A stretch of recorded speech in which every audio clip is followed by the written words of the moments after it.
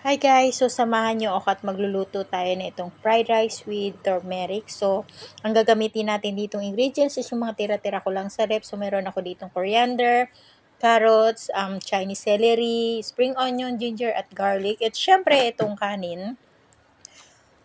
So, ito yung kanin na tira kagabi. So, i-chop na natin lahat. Then, mag-start na tayo mag-isa na itong ginger. Then, garlic. Then, next na natin itong chinap ko na carrots.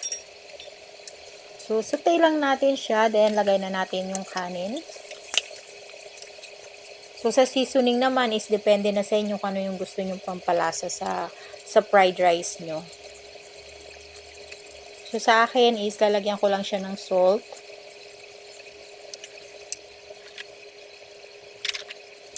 Kung may mga tira din kayong meat, so pwede nyo i-mix dito. So, para mas malasa siya. At syempre, itong turmeric guys. So, ito talaga yung para sa akin is nagpapasarap dito sa fried rice. Itong turmeric powder, yung aroma niya, yung lasa niya kakaiba. Then, lagay na natin yung chopped celery.